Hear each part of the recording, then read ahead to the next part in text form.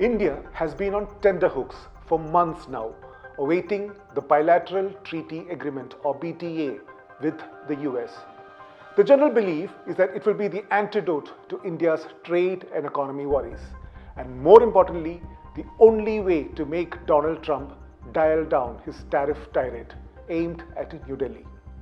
After all, the US is India's biggest trade partner, and the understanding when PM Modi visited Trump back in February was to double this bilateral trade to $500 billion before this decade is through. Well, half the world waits it out. India has not exactly been sitting all dressed up and having nowhere to go. It has been sewing up trade deals left, right, and center. The latest one being last weekend's Comprehensive Economic Partnership Agreement or CEPA with the Persian Gulf Sultanate of Oman.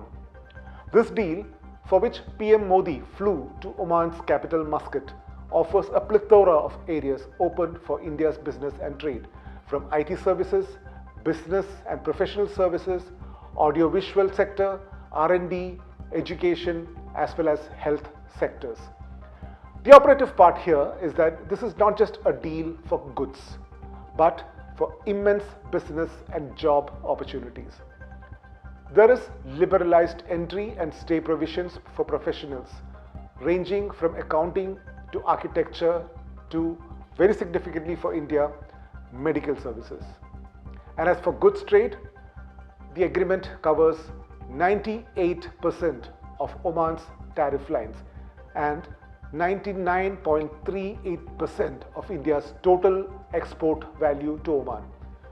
The Oman CEPA is only the second to be signed by India this year, following that with the UK back in the summer.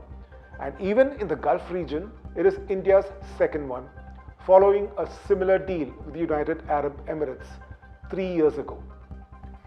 India's free trade overtures may now be on an overdrive, and naturally, but it wasn't the case for the longest time. The ASEAN deal, that's with the countries in Southeast Asia like Thailand, Malaysia, etc., back in 2003 was perhaps the only major free trade deal India tried, and its drawbacks did haunt New Delhi's policy planning for long. The general feeling was that India's plum sectors like agriculture, steel, and electronics did not get a fair access, while the flooding of Chinese products through ASEAN countries like Thailand, because of the lack of stringent country of origin rules, devastated local businesses to a large extent. A classic example of this is how the free trade talks with the European Union lagged on for years and years altogether. It was virtually given up for good by 2013, only to be revived 3 years ago as geostrategic equations changed for both entities.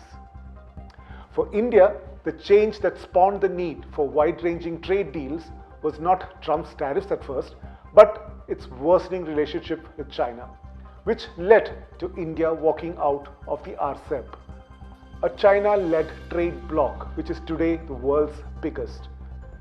Getting out of it meant India had to find alternatives real soon, and that led to a whole range of talks, some of which, like with Australia and Oman and the UK, have fructified real quick. With the EU, deal is said to be in its last stages, with Commerce Minister Piyush Goyal set to fly to Brussels next fortnight. While there is tension over the delay in a deal with the US, the fact is that these recent treaties have provided a stimulus not just for GDP bottom line, but spurred business and professional ties that the nation will stand to gain in the coming years. It is time for India to walk the talk, and the new year could well see the icing on the cake, deals with the EU as well as the US.